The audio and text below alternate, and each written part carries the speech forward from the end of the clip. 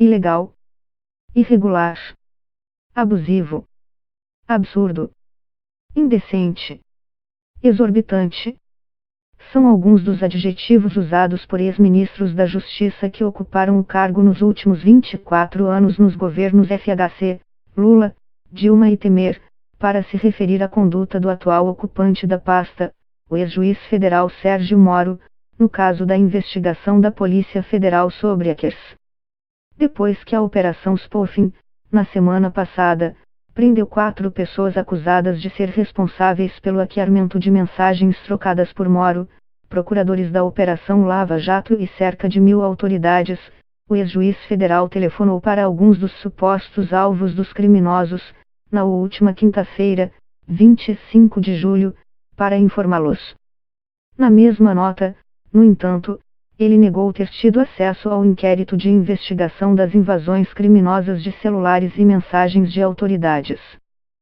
Segue a nota: a manifestação do ministro sobre o tema só se deu após realização das buscas e prisões e a decisão judicial terem se tornado públicas. Não houve acesso à lista de vítimas. Para pelo menos uma dessas autoridades, o presidente do Superior Tribunal de Justiça, STJ, ministro João Otávio Noronha, Moro teria garantido que os eventuais diálogos interceptados pelos hackers provas do inquérito sigiloso seriam apagados.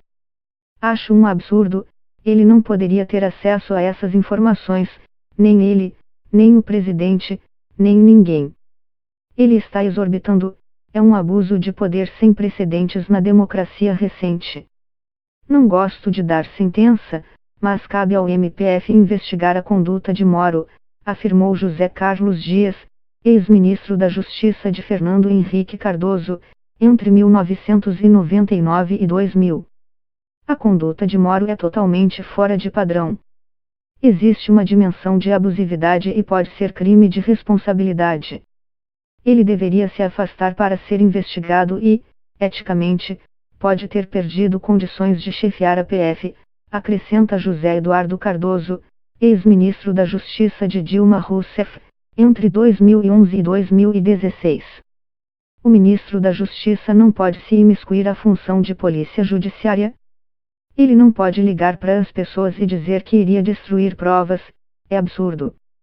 É ilegal, é irregular, eu jamais tomaria uma atitude dessas, como nunca tomei, afirma Miguel Reale Júnior, ministro de Fernando Henrique Cardoso em 2002 e autor do pedido de impeachment contra a ex-presidente Dilma.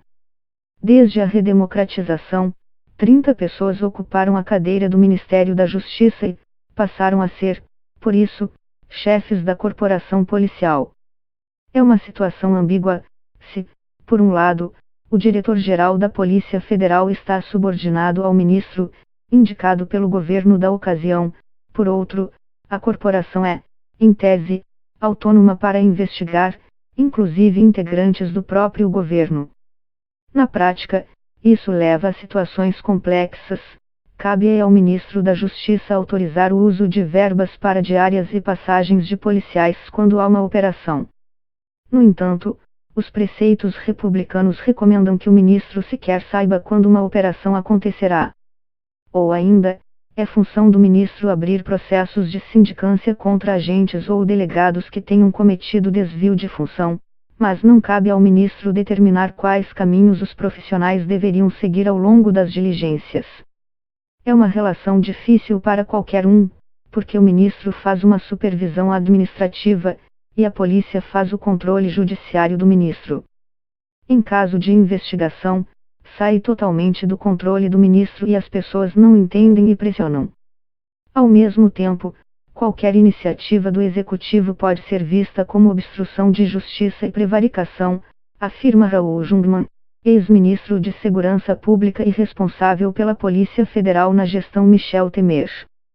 Para os ex-ministros, o fato de Moro ter se cercado de delegados da Polícia Federal na equipe ministerial pode acentuar a confusão entre a função administrativa e a policial.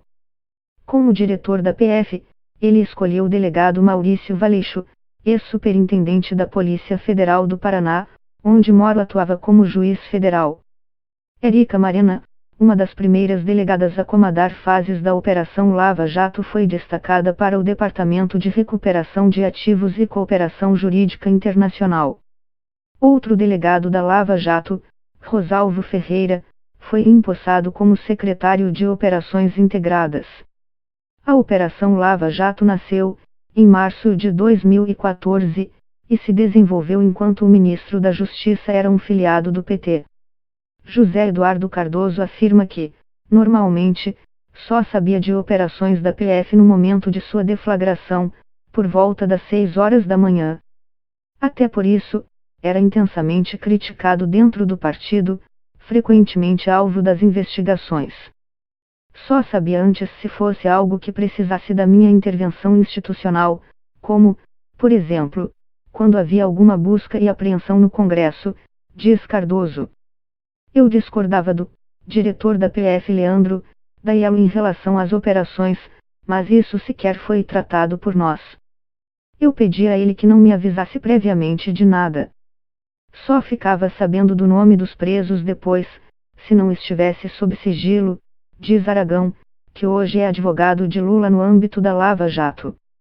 Já Tarso Genro, ministro do governo Lula entre 2007 e 2010, afirmou que se o caso poderia suscitar alguma questão política, reportava-me à PF por escrito.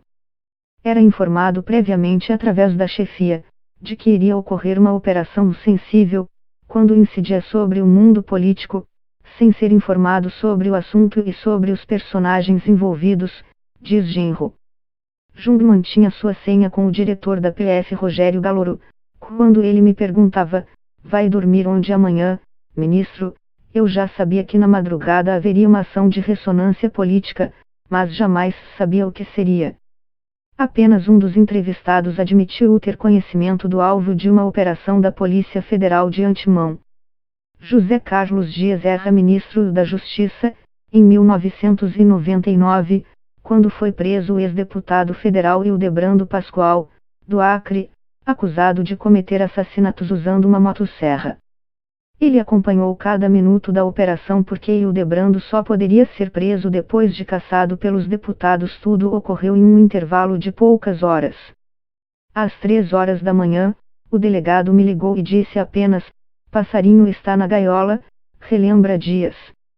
Hildebrando foi condenado a 18 anos de prisão no caso da motosserra.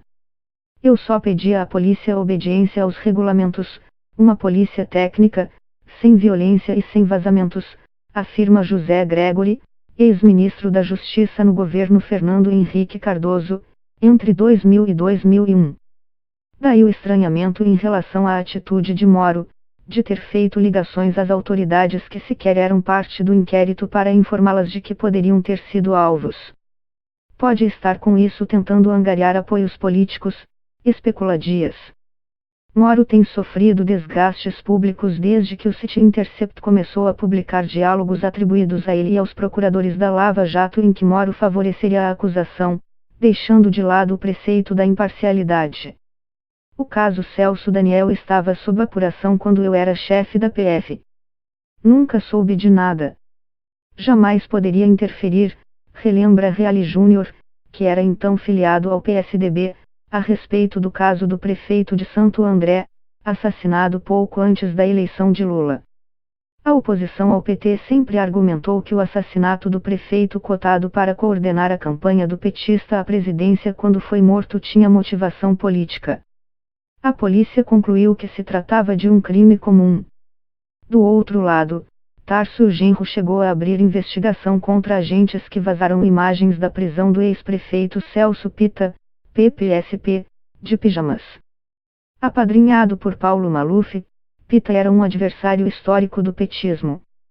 Politizar as investigações é desviar o sentido técnico do inquérito e pode ser crime. Determinei, sempre, abertura de procedimentos sindicantes quando isso ocorreu, como no caso do Pitta.